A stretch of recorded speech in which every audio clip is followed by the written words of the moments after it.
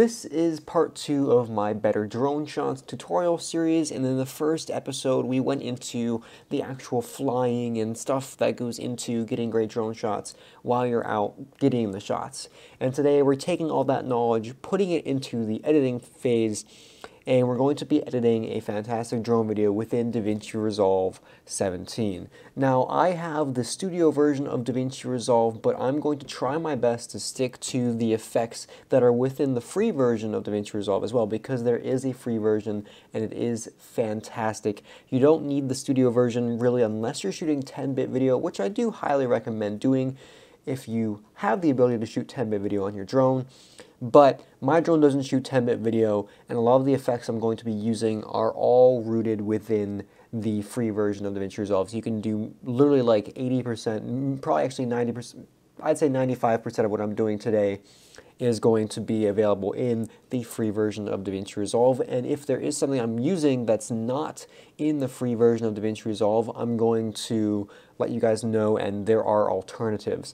The biggest thing that's going to be playing a factor here is that I have GPU acceleration. I have a RTX 3070 GPU in this computer. When combined with the studio version of Davinci Resolve, it uses the GPU to encode and decode and just play back videos smoother in the software. So it's a major benefit for me, especially when the codecs and just the files from the drones are so compressed that it has to uncompress them.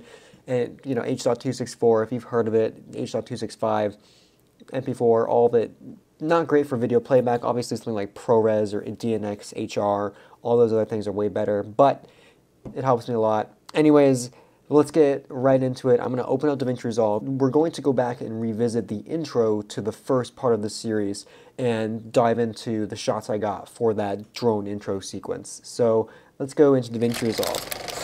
So now that I'm inside Davinci Resolve here, you're going to see that I have a somewhat mostly organized file system for my projects. This, ignore down there, and just take a look at what I have here. So this is where you're going to manage all your projects in Davinci Resolve. Whenever you want to create a new project, you go down here to New Project and you type in whatever you want to do. But before I create a new project, I want to make sure that it's in a folder so I know where to look for it in the future. You go down to create a new folder there, and it'll create a folder, and the video I'm going to be working on is within this tutorials and reviews folder. So you can see I have all these videos, some of them that haven't been finished, and that's a very weird thumbnails in here. Where is it? See, this is where I need to do better because it is kind of bad. But oh, right there we've got tips for better drone shots. I'm going to click open, but if you're starting out with a new project, you just click new project, name it, and then create, and you'll take it there. But I'm going to double click that. It's going to open it up, and we're going to see the project. This right here is the timeline for the intro sequence of the last video in this series.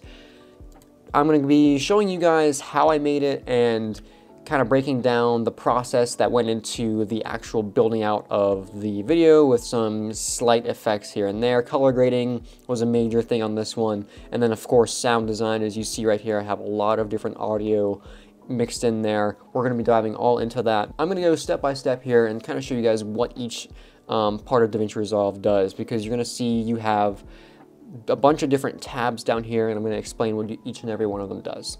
So first of all, I'm going to start back here. This is the media tab, and this is the best place to import all of your clips. So what you're going to do, you're going to be able to see your files up here, and I like using the built-in file explorer within Davinci Resolve, because if you have videos that are you know, not able to load on your computer because of their codec or video type, whatever, for some reason my video files from the Evo don't play back very well on my actual computer, and they don't have thumbnails when I'm scrolling through my Files app. For example, if I do import media down here, it's going to take me here, and if I go 2021 Evo, and let's just, this footage was from October, and if we go into, I think it was part 1, in here, you're not seeing any previews. Well, actually, I'm wrong. There are previews now. See, I don't do this very often. I don't go through the Files app to do this. I know for sure my R6, doesn't, though. There are no previews because of the file size, 10-bit, H.265, all the other things. If you don't understand any of that, all those words I'm saying, don't worry, it's gonna be fine. I'm a little bit of a video nerd. I'm not the best, obviously. I'm nowhere near the best, but I really am into it, and I hope I'm able to translate what I'm saying into something that's actually helpful for you guys. So if you guys have any questions about what I'm doing or what I'm saying, if I'm going completely off the whack, let me know in the comments. I'm going to try to go through step by step here. So whatever you want to do with importing files, I recommend you do it through the Media tab, and you can go here. I'm going to go to 2021 because this footage is from 2021. Yes, it is 2022, but I just want to get my Evo footage, and it's going to be from, let's say, October, and I want to say it's from part 1 and flight. For some reason, my drone has a weird thing where it splits into a bunch of different folders inside of the drone when I'm recording. I don't know why. I don't know how to counteract that. But you're seeing here that it has all these things, but a lot of these are photos. These here are videos, but the rest of these are photos. So if I just go up to the search bar here and I want to see videos only, I'm going to type in MP4. And these were all recorded as MP4 files, and you can see you can play them back here before you even import them into the software. So you see I have these clips of this really awesome cloud inversion here at the river. It's beautiful. In order to import your footage, what you want to do is click and then hold shift on your keyboard and click the last one you want to do. Or if you just want to do like this one, and that one, you just have to click the control key while you do it. So I want to do this one, hit control, that one as well, and that one. That's how you do that. Or you just can do control A as well to select them all. And you do this, and you do add into media pool. Once you're in Davinci Resolve, you can also organize folders here. So you're going to see this is all kind of irrelevant. Ignore the compound clips and fusion compositions, focusing more on the video and audio. These are the very first folders I create whenever I get into the video editing software. Whenever I get into Davinci Resolve, I'm going to click New Bin, and I'm going to name it Video. And here, let me delete that. So whenever I get into Davinci Resolve, I'm just going to create 2 folders, and you can do that by going right-clicking, going to New Bin, and then making a new bin and labeling it. And within each bin, one's going to be video, and then the other is going to be audio. So I have the music, sound effects, and voiceovers here in the audio, and it's all organized under that. And you can see in the sidebar, you can scroll through all of these things and kind of access them quick. I tried a bunch of different songs for this, that's why there's like 50 of them in there. But let's just say we want to see what I've already imported. So I have sunrise shots and I have example shots. As you can see, lots of fire tower footage because I used lots of fire tower footage in the last tutorial. But the sunrise shots were what we were using for the intro sequence, and you can see they're all in here. I didn't filter out the photos for some reason. I don't know why. I should have. Learn from me. Type in MP4 up here at the top when you search them in, and it'll filter it down to the MP4. Or if you shot an MOV or a different format, you can just type in MOV or whatever format you shot it in. I don't think you can type in video. No, it doesn't work like that. But yeah, so once you have them all in here, that's great. I'm gonna search through here actually and type in DNG, because the rest of them are DNG files because they're raw, and I don't want them. So, pro tip, if you want to delete things, you just select them, click backspace, gone. And these are going to be PNG. No, not PNG, they're going to be TIFF.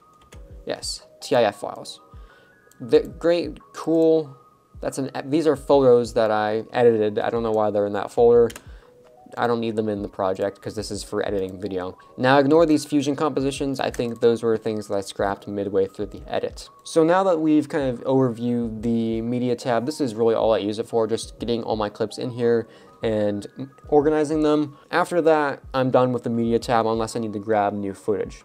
So what I'm going to do from here is head over to the cut page and show you guys that. I don't really like the cut page a whole lot. It's more of if I'm having a shot like this where I'm talking to the camera for like a long time, this is where I sit in here. The best way to edit is going to be in the edit tab. Listen to me here. Before you put anything on the timeline, first of all, do Control S to save. That's going to be your best friend throughout all of your Davinci Resolve endeavors. Control S, you never know if the software will crash or not. Always plan on the safe side. Control S to save, or you can go up File and save. But I just click save, so it won't go. Before you put a single clip on the timeline, you want to make sure that your video frame rate is matching your timeline frame rate. And if you don't know how to do that, we're going to go down here to the little gear, and this will be our settings. Once we're in here, this is where we can access everything that's going on with the project. For this video, I have set the master settings to 3840 by 1632. This is a 4K widescreen video setting. You can do 3840 by 2160. They have some presets in here as well. This is going to be standard 16 by 9 video. Personally, not a super huge fan of 16 by 9. I like the wider aspect ratio, so that's why this is in that. But you may be seeing here 23.976 frames per second, and you might be saying, Rocco, that's a weird number. I thought your drone shoots 24 frames per second. And it says it does, but it doesn't. You see, this is where you have to be very careful. A lot of people will complain that 24 frames per second looks choppy because their drone doesn't actually shoot 24 frames per second, and when they put it into an editing software, Davinci Resolve, specifically Davinci Resolve, and I think Premiere Pro as well, they default to exactly 24 frames per second. But as you can see here, I have this set to 23.976. And you want to know why? If you go to your footage, and it can be in the timeline or in here, and you just right click on one of them and then go up to clip attributes, you're going to see right away what the video frame rate is. And you can change this, but I don't like doing that because that can cause some issues. The only way you will get me to change this is if I shot in 60 and I want to slow it down to 23.976, you can change it. So like if I wanted to double the speed of the clip, I would do that or that, but 23.976 is where you want to go. So if you shot, let's say you shot in 60 frames per second, which on most drones is actually 59.94. If you wanted to get it to be a 24 frame per second clip in your timeline, you could drag it in and change the speed, but the best way to do it is to go right click and change the frame rate manually. But you want to always check to make sure that your drone, the frame rate is actually matching what the true frame rate of the project settings are. So let's just say 23.976, 23.976. Make sure that's matching. And once you've got that matching, you're golden. So now we're in here. This is the editing tab. This is where a majority of the work is done. And as you can see, this is already done. And you're seeing I have a bunch of different timelines here. This is some random other things I was doing for the tutorial. Oh, this is the tutorial here. So you can actually switch between timelines. You can create new timelines.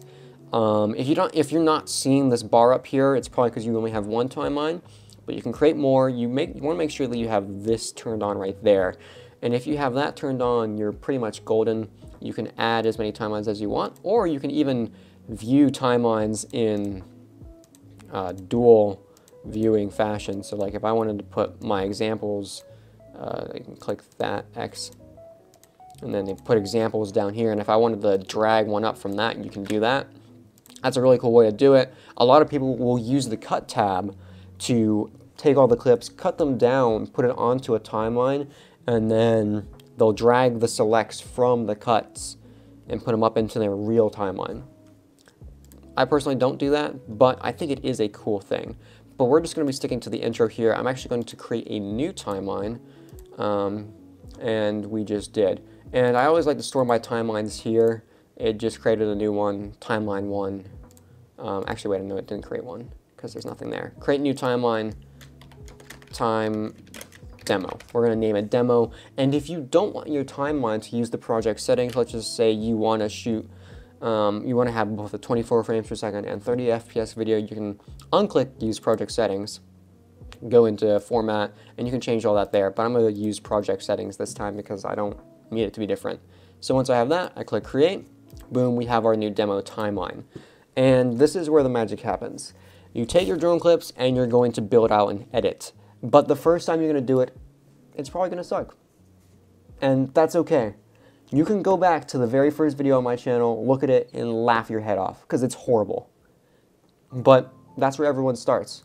Very rarely does anyone just pick up a drone know what they're doing and make a fantastic drone video. And I am still learning every single time I open up this editor and fly my drone. There are still new things to learn. Always room for improvement. So don't get down if you are struggling with editing, because we all do at some point. No one really is talented, so to speak, with video or photography. You might have the eye for composition, all those things, but more so of what it is, it's not a talent, it's more of a skill. And in order to have a skill, you have to practice. So get out there and practice. What I'm going to do, very first thing I'm going to do, for drone videos, I like to edit to the music. But there's a difference between editing to the music and editing to the beat. And that's something I want to make sure you guys are aware of. Editing to the music is different from editing to the beat, because let's just say I have a video that's very fast-paced. I want to make a very fast-paced edit, and it's like cutting every other second. I have done that before, and several of my drone montages are like that, but it really is distracting to the viewer. So if we're seeing this song I have here, it's not a very fast-paced song. If I just show you guys there, there's not a whole lot of beats. It's more of just an ambient track, and that's kind of the way I like it. That just is more my style nowadays. Beforehand, you would have asked me like 2 years ago, hey Rocco, what kind of music do you like to make drone videos to? I like to make it to hype electronic music. That would have been what I said. And sure, those drone montages, I put a lot of effort into those drone montages, but the watchability of them, you're gonna get dizzy. So I had to cut it back a little bit, and I have kind of settled into this style of flow over beat. There's a difference between cutting to the music, cutting to the beat. I don't cut to the beat anymore. I mean, you can cut on the beat, but not every single beat. Cutting to the music is more than cutting to the beat. You want to make sure you're balancing whether you're cutting to the beat, or if you're cutting to make sure the thing you want to display in the shot is displayed properly. If I put on my headphones here and start playing this timeline back, you're going to see what the things we have here are. So it's playing, has the intro, and I'm going to kind of go into a little bit of detail on this in a moment here. But it does that. Wind blowing, cool, sounds great. The beat just hit there. You probably heard it. It went great. I only cut on the second hit because that first shot wasn't finished. It wasn't ready for me to switch to another shot. So something happened in the shot on this beat. You see, the beat is right here, and as soon as the beat happens, this landscape back here is revealed. So cutting on the music is good sometimes, but editing to the music, making sure that your shots happen in harmony with the music, I'd say is more important. So if we continue on here, you'll see that there are a bunch of other clips. Some of them are not even cutting on the beat, more so of whenever it feels right. And this is a weird thing with Davinci Resolve, media going offline all the time. We're gonna go to playback, render cache. I'm gonna delete all my render cache because it's broken. And see, now it fixes that. You guys shouldn't have that problem. That was happening because all of the project files were in my 2021 folder, and when I cleaned out my hard drive, a lot of them went missing, and that's why it was searching for them and it couldn't find them. But now it's back, and that was because I was using render cache. And render cache is something that allows the software to render it basically before you export, so it plays back smoother. Because in this clip, I'm actually using something to slow down the footage even though there aren't extra frames to slow it down to, and that's kind of crazy. I know it sounds a little weird, but that is what I'm doing. So when you build out your edit and you're building it out to music, think more of every cut. Does this feel right, or does this hit more on the music? Because this right here, this cut, when it cuts there, that's on the beat. But that first beat hit, no cut.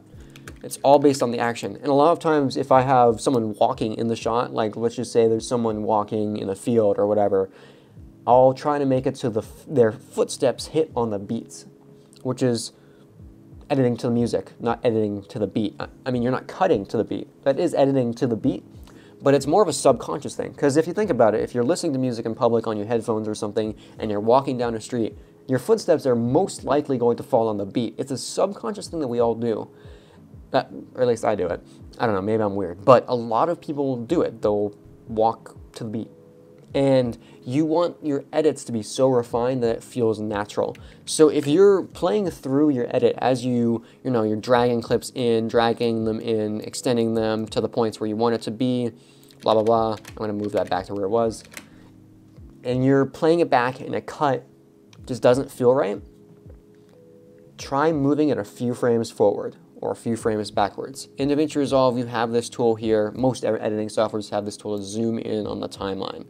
So now that I've zoomed in on the timeline, I can see where this cut is falling. And this cut actually isn't even falling directly on the beat. And it doesn't really need to, but sometimes if you are going to cut on a beat, it might be better to cut a frame or 2 frames before the beat rather than after, because of the way that cutting works. Your brain is going to see the video first before it hears the beat, and if you hear the beat and there's no cut, or on at the exact same time, it's 2 different things to process. I know it sounds really weird, but if your cuts are not sounding or feeling or just looking, they're not looking right, like something looks off with it, and it's a subconscious thing, just try moving it back and forth a few frames. And if that doesn't work, you can also try moving what's actually in the clip, like moving, like let's just say it needs to end later, so you're going to drag this back a little bit. So if you use this tool right here, it's right next to the mouse tool. The mouse tool is what you're going to use to actually kind of navigate through the editing software. Drag, you can use it to drag on the ends, and sure, you can pretty much do a lot of things with that. You also have the blade tool. So if you select the blade tool, you can also do B and A to switch between the blade and the mouse. If I click B, cut it there, boom, I've cut it. But I don't want it to be cut, so I'm going to undo that. Another thing you can do to shift the clip around without actually physically moving it is clicking on this one. And this, you see the red on that side there, that's because the clip doesn't go any further, but it's green on the other side. So I can slide it this way, and you'll see that I'm changing. It's going to show all 4 layers up there, or all 3. But you're seeing on this very frame where the playhead is, it's going to be, you're adjusting it. And let's just say I like it right there. Great. But I'm going to go back to where it was. And it was great as it was right there. Boom. It looks fantastic. But yes, so editing to the music is a more important thing, I'd say, than editing to the beat. And just keep that in mind as you go through your edits. And when you build it out, your first time it's not going to sound fantastic, but keep refining, keep going back, and then it's going to look something like this. And let me just kind of show you guys the full playback of it.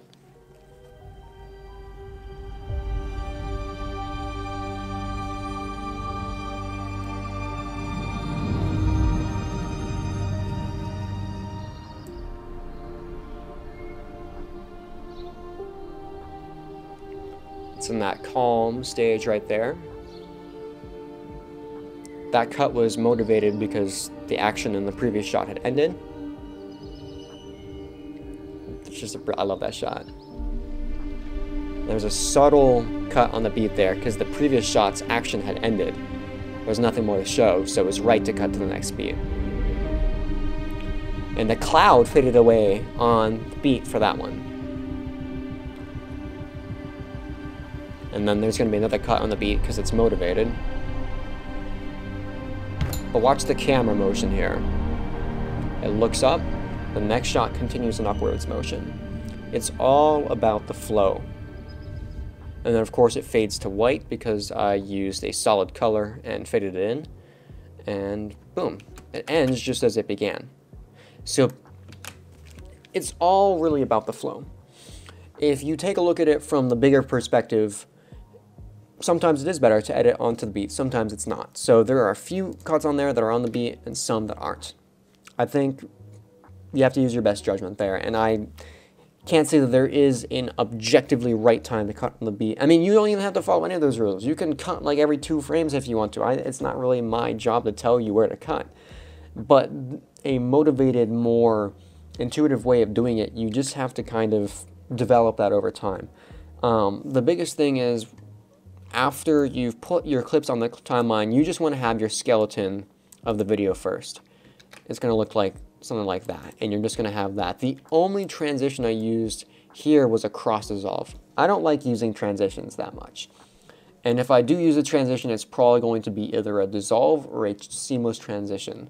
A seamless one is one that you don't even notice, or you're not supposed to notice. So I can say from this, the key to editing a great drone video is all about the pacing and the flow. You can have great drone shots, but if you don't have flow, or, you know, something that makes it feel natural while you're watching, it's going to fall apart. So the most important thing I suggest every beginner drone pilot practice in the editing phase of their production is practice pacing. Practice using footage, practice editing to different types of music, practice editing to no music, practice blindly, no music, just look at the clips and try seeing where each clip should start and where each clip should end. And from there, building out a timeline that has flow to it. Because this clip starts with a fade from white, fades in, you come out of the cloud and you reveal. The first thing we have is that reveal. Next up, we have a clip that shows a wider view of the scene. We're seeing that cloud, we're seeing the bridge, we're seeing the mountain, and we're seeing the cloud inversion far off into the distance. And it kind of comes up over to look at that, and now we're taking a closer look at the fog. As the fog comes in onto the mountain, you're seeing these light rays coming through the trees because the sun is on the other side shining through. And you get that shot. It looks fantastic, and it's all about telling the story of the scene, right? So like, the story here is about the sunrise. We had that reveal. We had that wider shot. And now we have this detail shot, detailing the fog up close. And now we have an action shot flying over the mountain and revealing the bridge. So the fog is slowly starting to move away, right? And we keep going, keep going, keep going. Boom, we have that reveal shot of the bridge. We teased the bridge earlier. Now we reveal it in full here. And then there's another wide shot of the fog kind of fading off and away. And that, I love the shot because it is sped up. This is a sped up shot. I think I sped it up 300, 400%. And then it ends kind of on a similar clip to this other one. You can actually see me over there. I'm just chilling, flying my drone. It ends looking at the fog again, but it fades out to white. So it has a very distinct start and a very distinct ending. And I think that's an important thing for when you're editing a drone video. So if you take away nothing else from this video, take away the fact that pacing is the most important thing. I will say that a lot of my drone montages are poorly paced because I prioritize cutting to the beat of the music more so than the clips themselves and showcasing what's in the clips. That is a major mistake that I make. And once you get your clips onto the timeline, we have a few more things to cover, but I don't think I'm going to get to doing these in this video. So I'm going to be splitting, I know, sorry, another part to this video because this one is already probably very long. So next video we're going to be covering keyframing, all about the keyframing for each of these clips, which I did all within Fusion, and then we're going to talk about color grading to take your clips from looking like this to that, and exporting. Exporting is another big thing, but that's all going to have to fall into the next video because we're running out of time for this one. I hope you guys took away something, but the key to editing great drone videos right here, right now, if you don't take away anything else, pacing. So, in the meantime, until the next video comes along, practice pacing, practice focusing on the flow of the edit. And whether or not you edit to music, there is a flow. And the more you practice, the easier it will be for you to understand that. And don't get discouraged. Keep pushing through. You're going to be editing great drone videos in no time. Anyways, my name is Rocco. If you enjoyed this drone editing tutorial and want to see the next part, it'd be massively appreciated if you could drop a like and subscribe to my channel. Remember, pacing. Pacing, pacing, pacing. You get the pacing right, everything else from there should be a breeze. I'm Rocco. Thank you for watching this video, and I'll see you in the next video. Peace.